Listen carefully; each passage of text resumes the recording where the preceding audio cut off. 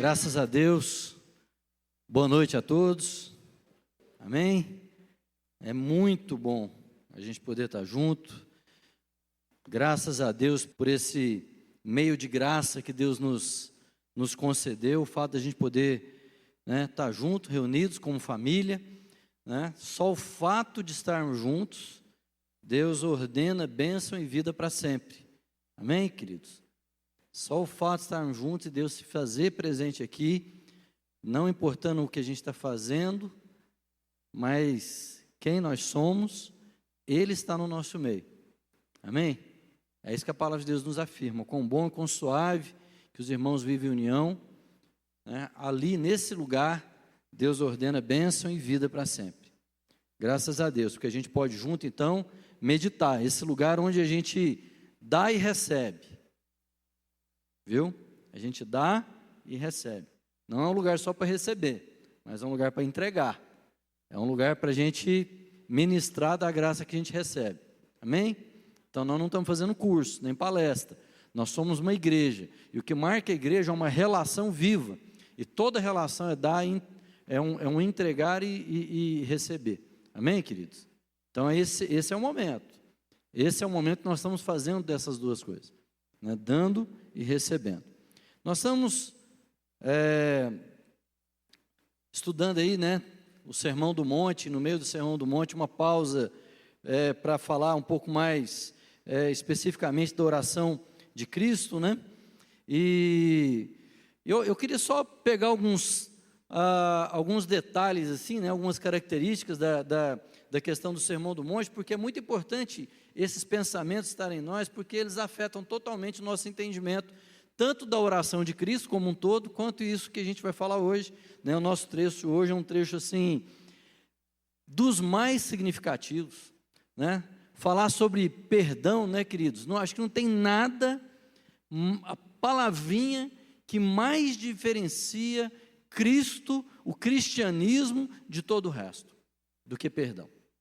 Não tem nada que significa mais a obra de Cristo e diferencia mais cristianismo de todas as outras propostas, de fato, do que perdão.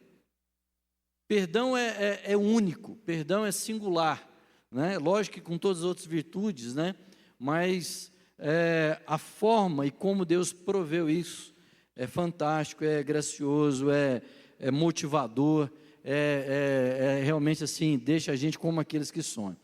Então, assim, no Sermão do Monte, a gente vê que Jesus gastou um tempo assim, trazendo uma ressignificação da relação com o Pai, O povo estava cheio de uma certa noção religiosa, achando que tudo era uma questão de fazer um monte de coisa para receber de Deus, e Jesus vem trocar a ideia na cabeça do povo daquele Deus distante, aquele Deus de comando, de ordem, e trazer para dentro de uma relação paterna, uma relação de pai e filho, mudando a nossa noção de vivência com Deus, a nossa relação com Ele. E vem falar de uma relação com Deus que nos transforma, que muda de dentro para fora, não de fora para dentro, não muda as nossas ações, não mudando as nossas ações, as nossas atitudes, com o fim de chegar em um objetivo, mas mudando quem nós somos internamente, transformando a nossa natureza, segundo a natureza de Cristo, para a gente poder experimentar a alegria do caráter de Deus, bem-aventurado, todos aquelas virtudes, foi a alegria da vivência do caráter de Deus, e como que isso então vai se manifestar para fora de nós, porque uma vez o caráter de Deus dentro de nós, isso vai alegremente, naturalmente, de uma forma natural, sobrenatural, isso vai extravasando de nós e modificando as nossas relações a partir de nós. Então Jesus vai, de certa forma, abrindo o leque do que é amar a Deus sobre todas as coisas e amar o próximo além de nós mesmos, amar os nossos inimigos, amar aqueles que nos perseguem. Então Jesus vai dando um entendimento do que é a humanidade planejada por Deus, uma humanidade não segundo Adão, mas segundo Cristo. Adão não era o plano principal, Adão era o primeiro, a semente, a sombra daquele que queria de vir. Cristo é a proposta plena de Deus, e nós somos chamados a ser homens e mulheres segundo Cristo, né? Segundo toda a referência de Cristo. E aqui, né, e Jesus aqui eu não vou pregar de novo tudo que foi pregado, não, né? Só para a gente lembrar, dar o contexto. Na oração, Jesus começa a estabelecer umas coisas muito importantes, que também a gente precisa entender isso na questão do perdão.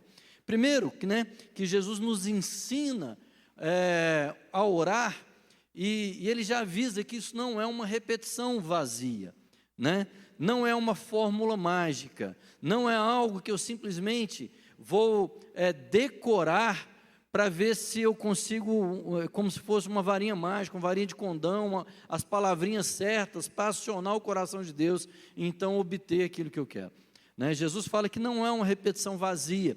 Então, se não é uma repetição vazia e é um ensino, o ensino é algo que muda aquilo que eu entendo, o ensino é algo que muda a forma como eu percebo, né? E ele vem então para um povo que já tinha uma relação com ele, mudar o jeito dele entender as coisas. Então Jesus está ressignificando, transformando, como Paulo dizia, eu quero que toda a palavra de Deus transforme o seu entendimento, amém? Então toda a nossa estadia aqui nesse tempo é para uma disposição de sermos transformados no nosso entendimento, porque é isso que Jesus fazia com os seus discípulos. Então a oração, a apresentação a uma oração, né, o momento que eu estou numa oração, não é uma relação de pedir, né? E Jesus fala, a oração não é uma petição somente, né? Porque se fosse só uma apresentação de necessidades, Deus diz, né, ele diz que Deus sabe, o Pai sabe daquilo que vocês necessitam, antes mesmo que vocês peçam. Então a oração não é uma apresentação de um rol de desejos, mas é um ambiente de uma relação, amém? Isso daqui para mim fala uma das coisas, né, dessa frase de hoje. Será que essa frase, Pai, perdoa as nossas dívidas, como nós perdoamos aos nossos devedores, será que isso é uma petição ou é uma afirmação? Será que eu apresento a Deus uma necessidade de ser perdoado, ou uma declaração daquilo que eu entendo de fé, conhecendo o Pai que eu tenho, né? E Jesus falando sobre oração, ele fala, olha, essa oração não pode ser como os hipócritas, né? Qual é a questão do hipócrita? Hipócrita, e Jesus fala, olha, o hipócrita faz todas as coisas com o fim de ser visto pelos homens, né? E tem hora que a gente escuta algumas orações, que você fala assim, o cara está falando com Deus ou está falando comigo, né? Então, já viu, parece que tem gente que, e pastor é mestre de fazer isso, viu? O cara começa a pregar, ele parece que, e ele vai orar, parece que ele está pregando, né? Ele está pregando para Deus, não sei, e brincadeira, gente, mas a nossa oração é um ambiente de relação. Toda oração ela é feita em secreto, porque nessa relação com o Pai, nós somos transformados. Toda apresentação a uma oração é uma transformação de coração, de caráter, de entendimento e uma disposição para aquilo que Deus vai fazer por nós. Orar perdoa-nos as nossas dívidas é uma disposição de transformação. Não é só um esquecimento de um passado que me marca ou que me entristece, mas toda oração que Cristo faz quando eu oro, quando eu entro em secreto nessa relação, é uma disposição de sermos transformados no meu interior, no meu entendimento e por consequência, em tudo aquilo que eu vou fazer, e essa oração já tem um reflexo direto sobre os outros. Amém, querido? Amém? Amém. Entendendo que Deus sabe quem eu sou e sabe daquilo que eu preciso. Essa oração, então, eu falo o seguinte, são 4 afirmações de fé, né? Tudo isso aqui é recheado de fé. O justo vive de fé. Amém? E o que é fé? Fé é a convicção, fé é o entendimento, como diz lá em Hebreus 11, fé é o entendimento que todas as coisas visíveis foram criadas a partir das invisíveis. A fé, então, ela envolve dois universos, vamos dizer assim, duas dimensões, uma invisível e uma visível. E a oração em fé é uma oração que vai trazer aquilo que está invisível diante de Deus para aquilo que é visível.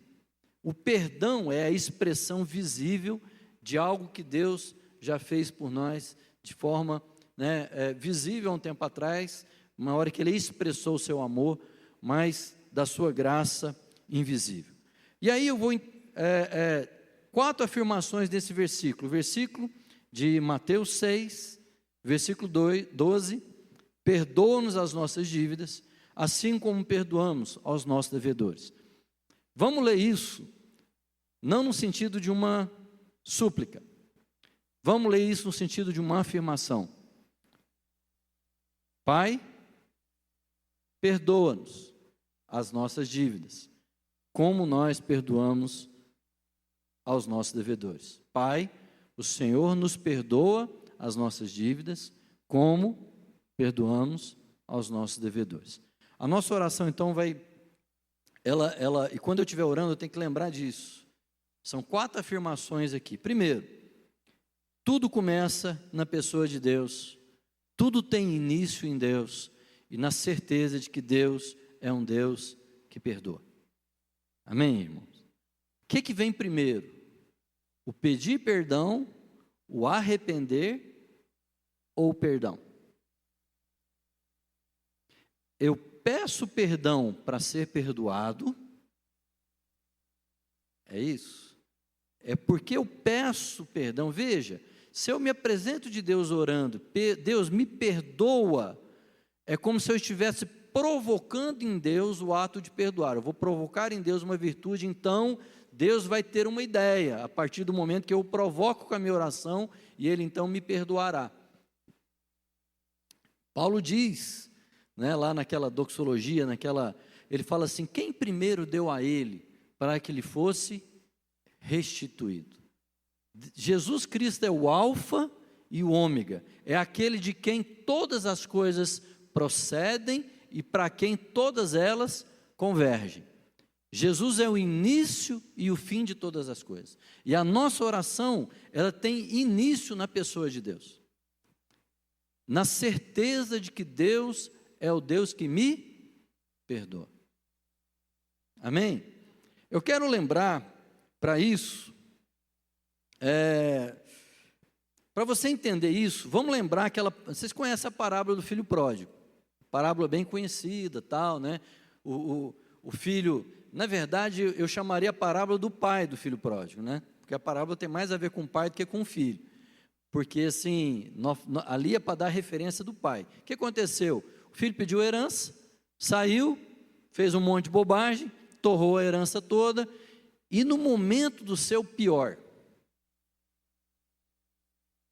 que eu quero reforçar isso, o que motivou, o que começou a transformar, o que provocou o entendimento, trouxe um entendimento, à mente daquele rapaz, que provocou uma ação na vida daquele rapaz. Aquela parábola, eu não vou ler, mas vocês conhecem a história. Ele, no momento que ele estava lá, comendo da comida dos porcos, ele lembrou do quê? Do ambiente da sua relação.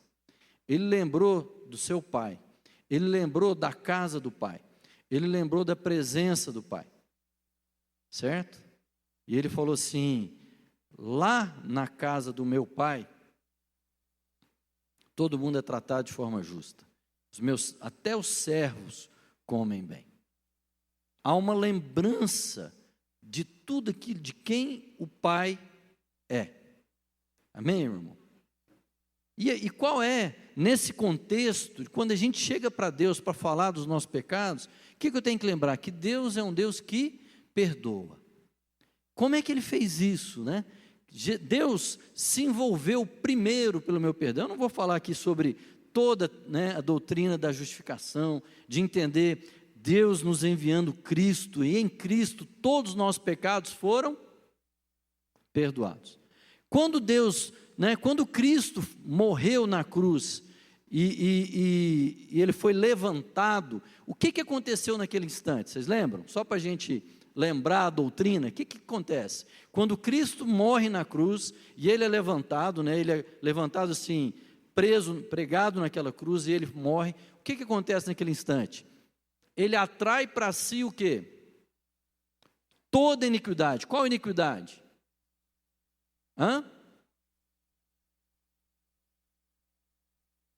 Qual iniquidade? Todas, de todo mundo. Amém? Todas, é isso?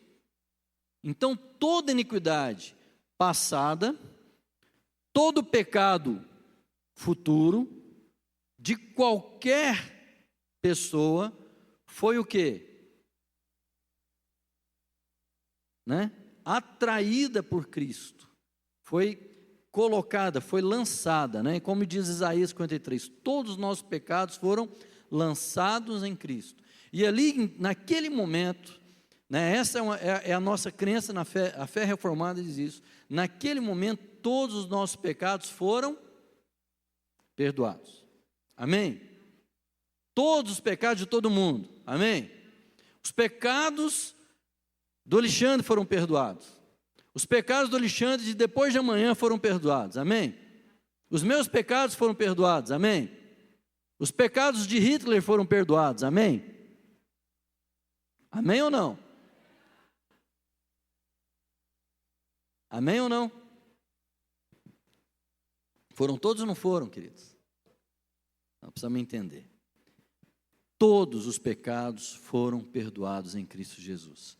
A graça de Cristo, se por um só homem entrou a morte pelo mundo, e por um só homem, desse homem a morte passou para toda a humanidade, a graça muito maior do que a morte, a graça muito mais forte do que a morte, a graça muito mais vitoriosa do que a morte, ela também passou a todos os homens, e ela levou os pecados de toda a humanidade, amém? Mas e quem que vai para o inferno então?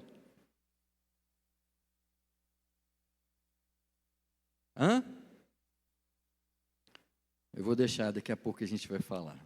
Mas é importante a gente lembrar, queridos, que a nossa oração é uma oração feita a um Deus que perdoa. Ele perdoa de forma incondicional. Ele perdoou primeiro. Ele deu o passo primeiro. Ele se ofereceu primeiro. Porque eu era incapaz de dar qualquer passo a ele, e ele deu todos os passos em nossa direção, em nosso favor. Ele fez tudo aquilo que eu não dava conta de fazer. Amém? Que eu estava totalmente despreparado para fazer. É muito interessante. Daniel, e a gente vê isso nas orações. Uma outra oração que está lá em Daniel, capítulo 9, depois você lê lá. Daniel começando a orar e a interceder pelo povo. O que ele fala? Deus que mantém a aliança de favor e misericórdia para com todas as pessoas que te amam. A primeira coisa que Daniel começa a orar, ele lembra da aliança, ele lembra do compromisso, ele lembra do Deus que ama, me lembra do Deus que tem misericórdia. O Leozinho leu lá o texto lá de Lamentações, que fala assim, vou trazer à minha mente aquilo que me dá esperança. Sabe o que me dá esperança? Não é aquilo que eu espero. Esperança não são as coisas boas que eu espero que aconteçam. O que me dá esperança não é um unicórnio descendo de um arco-íris, num gramado verde, num jardim florido, e de acordo com uma vida que eu acho que vai me dar aquilo que eu quero. Não, o que me dá esperança é que meu Deus é bondoso, a sua misericórdia dura para sempre, e a sua fidelidade não tem fim, e Ele renova o seu compromisso comigo todos os dias. Isso é que me dá esperança. A esperança de que o amor de Deus não muda comigo, que Deus não muda, que todo o compromisso que Ele estabeleceu comigo na cruz de Cristo é de uma vez por todas e é incondicional, é eterno e não depende do tamanho do meu pecado. Eu fui de uma vez por todas justificado. Amém, querido? Deus perdoa. Quando eu chego para clamar, quando eu chego para afirmar perdão, eu estou chegando diante de um Deus que perdoa. A minha confissão é o choque. A minha confissão é o choque de um Deus perdoador, infinito em bondade e misericórdia, com um ser humano desprezível e pecador. Amém, querido? É esse choque que é a nossa oração. É esse choque que produz o que em mim? Arrependimento. Amém? A primeira coisa que eu tenho que entender é que Deus perdoa e a sua graça é que sustenta todas as coisas. E a graça de Deus foi um movimento totalmente unilateral. Totalmente vindo do seu amor por mim. Amém, querido?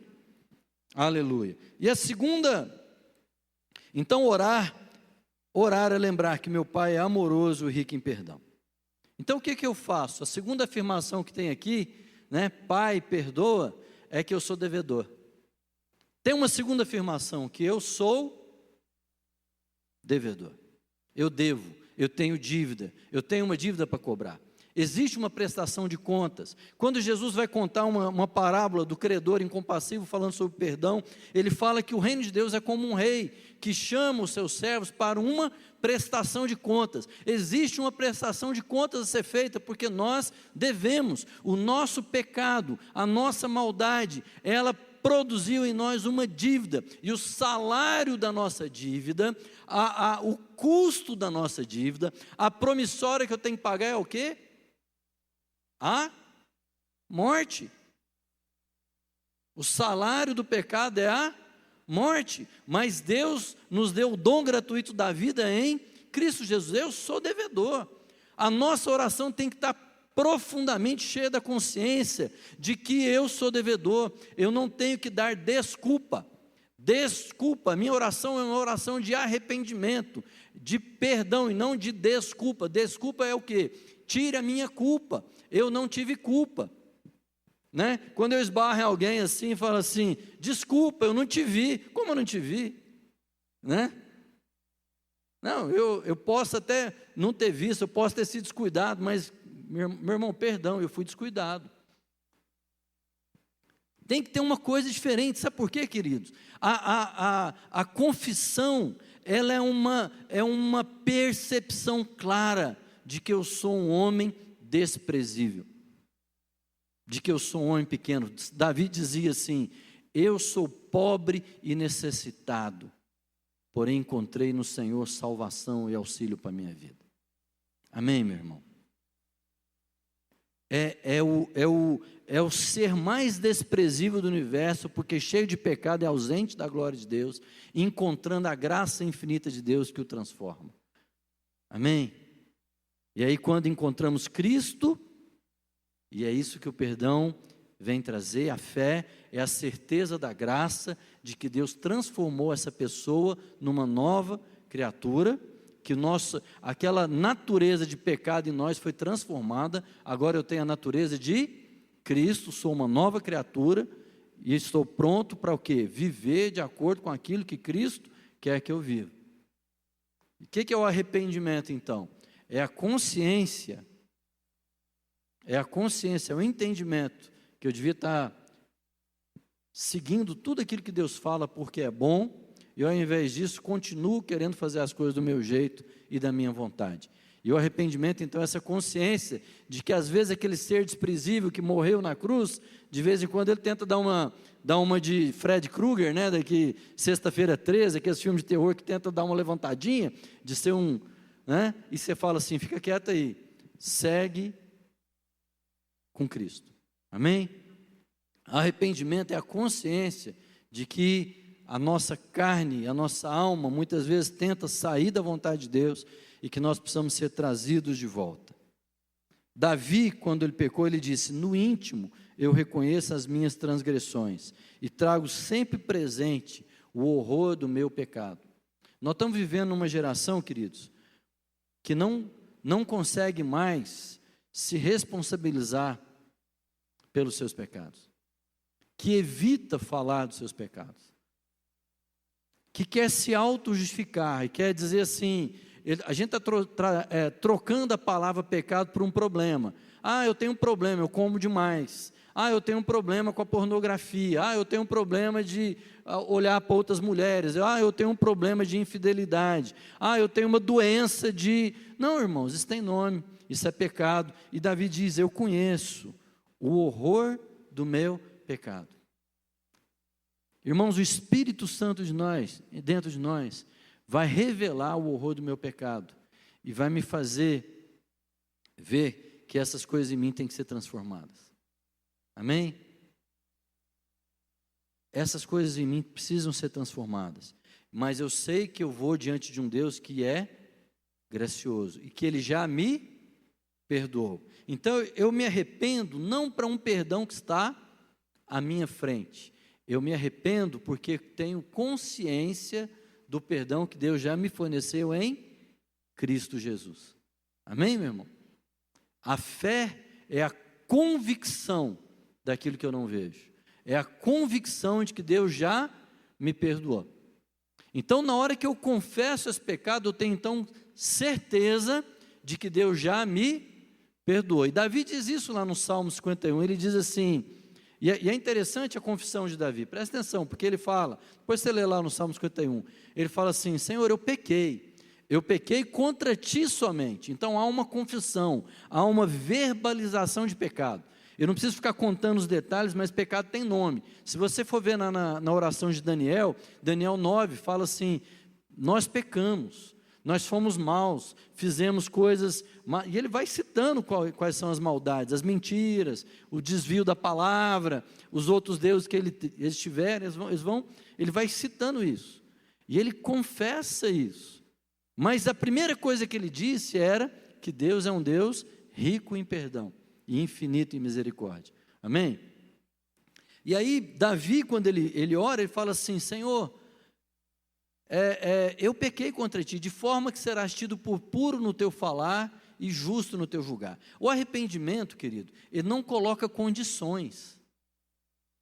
O arrependimento não coloca, fala assim, Deus, se o Senhor me perdoar, então não tem castigo. Se o Senhor me perdoar, então não tem disciplina. Irmãos, nós temos que pegar a diferença dessas coisas. O perdão de Deus, ele me restaura a relação com Ele. Amém?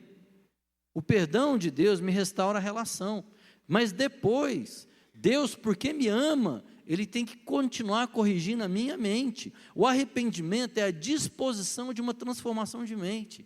Ele fala assim, Deus, esse ser que eu sou, não é esse ato que eu realizei, esse ser que eu sou precisa ser transformado, e eu estou me dispondo aqui a uma transformação de mente. Amém? Aquele que confessa os seus pecados e os deixa, alcança misericórdia. Amém, querido? É isso que a gente precisa estar entendendo. Então, a confissão, o arrependimento, pressupõe uma percepção da sua pequenez, uma percepção do seu pecado, mas uma disposição de ter aquilo transformado. E ele se submete a um tratamento de Deus, que não é um castigo, não é uma penitência, é uma correção de rumo na nossa vida. Para que o caráter de Deus, enfim, seja transformado. Porque todo pecado é uma interrupção do fluxo do caráter de Deus em mim. É uma interrupção do crescimento da minha vida até que eu seja a estatura do varão perfeito, que é Cristo Jesus. Amém? E o que é o arrependimento? É falar assim, não vale a pena viver como esse velho homem, vale a pena viver como Cristo viveu, como Cristo é, esse Cristo em mim, a esperança da glória. Então eu quero voltar ao primeiro amor, quero voltar aos passos de Cristo, amém, querido? E isso é o arrependimento. E aí então, fica a pergunta, vai ter pecador no inferno, querido? Vai ter alguém pagando pecado no inferno? Vou mudar a pergunta. Vai ter alguém pagando pecado no inferno?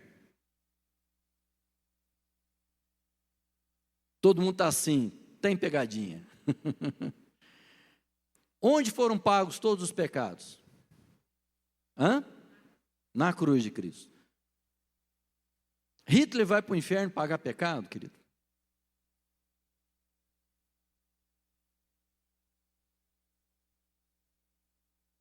Oi?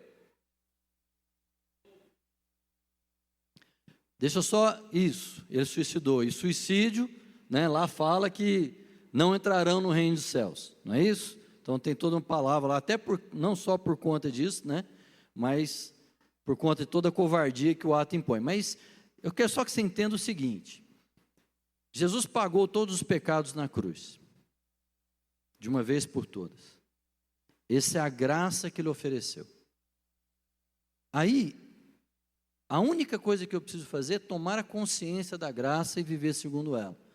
A partir do momento que eu digo não à graça, a partir do momento que meu coração se rebela à graça, mesmo tendo sido perdoado,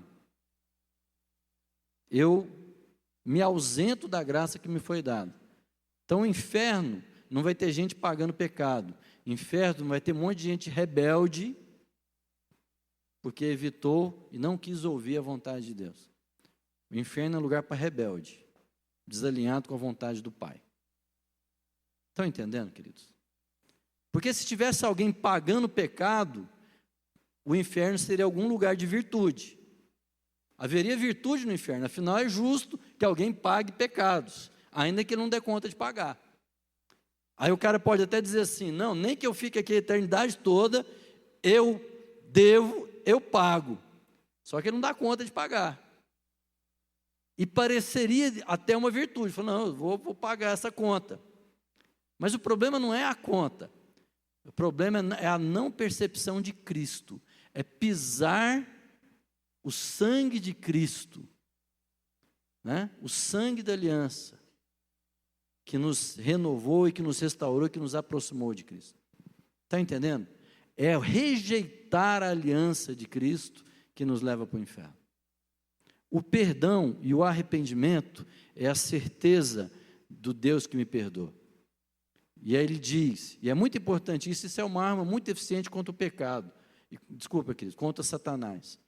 Porque quando a gente peca, e às vezes a gente pisou na bola feio, e a gente fez uma tremenda numa burrada, aí você fala assim, você sabe que Deus perdoa todo qualquer pecado, mas o sentimento que vai lá no seu coração é que a coisa é tão ruim e tão feia que nem Deus consegue, sabe?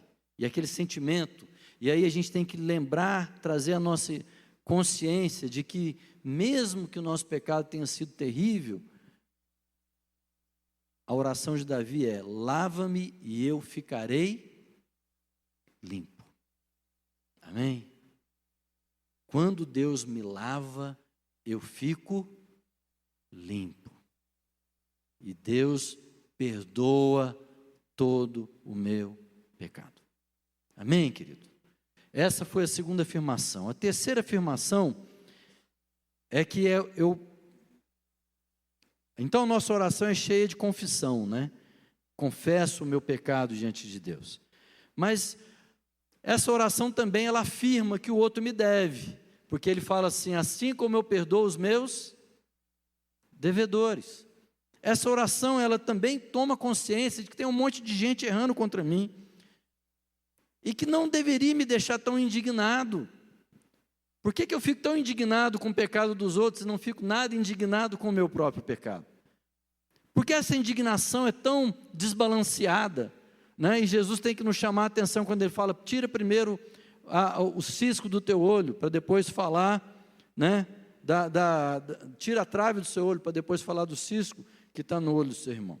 Então o pecado é uma grande prisão, e o pecado, presta atenção, irmãos, Deus diz que quando andarem duas pessoas juntas, andarão duas pessoas juntas se não houver entre elas acordo, e quando duas pessoas andarem juntas, quando uma delas cair, o outro levantará.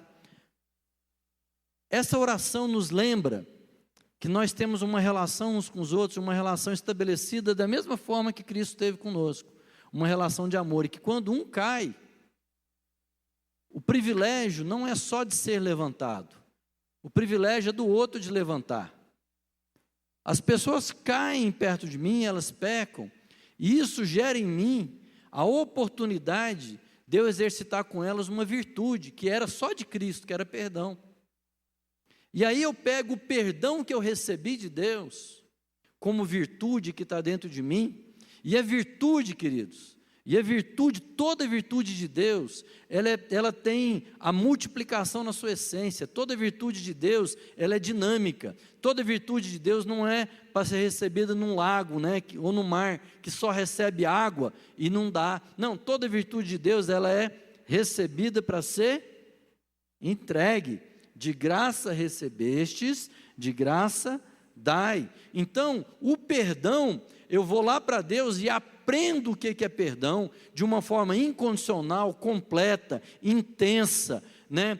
Absoluta, eterna, incondicional. E agora, quando alguém peca contra mim, eu tenho uma reserva de perdão, né, inesgotável, recebida da cruz, para então oferecer para o meu irmão. E a minha oração então é cheia de confissão de pecados e declaração de perdão para aqueles que pecaram contra mim. Não é de ressentimento, não é de amargura, não é de pedido de transformação, mas tão somente de perdão. Porque, irmãos, se eu entender a graça do perdão, se eu olho e vejo gente que era desviada, adúltera, bêbada, sem rumo na vida, eu olho para a minha vida, enganador, hipócrita, fariseu, e vejo que a única coisa que resolveu disso foi graça de Cristo através de perdão na cruz, e essa graça teve poder para mudar o que eu sou, aí eu vou entender que o poder a ser aplicado na vida das outras pessoas para transformação não é carga, não é lei, não é cobrança, é tão somente o poder que eu recebi, que é o poder do perdão. Amém? Porque eu conheci, quando eu me relacionei com o Pai, eu conheci o perdão que eu recebi. Eu criei no perdão. Se fé é entendimento, eu entendi a natureza do perdão. Sabe por que olha, ele coloca lá, e a quarta afirmação é: perdoa-nos como nós perdoamos. E depois, um único comentário que Jesus Cristo fala para encerrar a oração foi a respeito disso, porque se nós não perdoarmos aqueles que nos ofendem, também o Pai não nos perdoará. Foi o único comentário feito a respeito de toda a oração. Você vê tanto que isso é grave. Porque, irmãos, se eu não creio na virtude do perdão como poder de salvação, para oferecer ela para alguém, eu não entendi o perdão, nem mesmo para recebê-lo. Vocês estão entendendo? Aí lembra aquela parábola do credor lá. O rei foi lá, perdoou a dívida do cara. Aí o cara não entendeu que ele foi perdoado. Ele não entendeu o perdão. E quando ele não entendeu o perdão, ele foi cobrar dos outros. Então, se você quer entender por que as pessoas às vezes são tão duras, tão legalistas, estão cobrando tanto dos outros, é porque elas ainda não entenderam o perdão que receberam. Elas ainda não perceberam a graça de Cristo que as alcançou. Elas não perceberam a prisão da qual foram libertas. Aí ou elas não entenderam o tamanho da graça, ou elas não entenderam o tamanho do seu próprio pecado. Amém? E o quarto ponto da oração é essa oração que confessa o pecado do seu irmão e o perdoa. E o livra. Amém? Porque crê na maravilha do perdão de Deus e na graça infinita desse perdão. Amém, querido? Pai, o Senhor perdoa as nossas dívidas. Eu devo, mas Deus me perdoa. E da forma como Ele perdoa, eu aprendo a perdoar aqueles que me devem. Amém?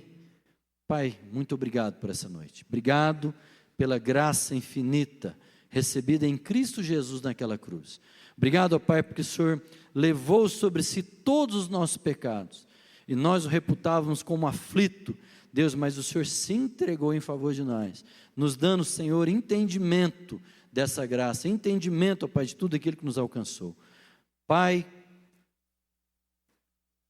que a nossa vida seja cheia, Senhor, desse entendimento de perdão para entregar a Ele para todos, ó Pai. Pai, que a percepção, que a noção, que a consciência do poder intrínseco, do poder embutido no perdão, Pai, de como o amor é mais forte que a morte, como o perdão é mais forte que a ofensa, como a graça é superior, Deus, ao pecado, como tudo aquilo que é teu é muito mais forte que qualquer e toda a ação do inferno e toda a maldade reunida no mundo, Pai, porque a graça do Senhor é maior do que a vida, a graça do Senhor é maior que tudo que existe, Pai, que haja noção e percepção em cada um de nós, da graça que nos alcançou em Cristo Jesus, para que haja em nós confissão, Pai, perdoa as nossas dívidas em Cristo, Pai, o Senhor nos perdoou em Cristo, para que a gente esteja livre para perdoar, e nós perdoamos a todos aqueles que têm nos ofendido, em nome de Jesus.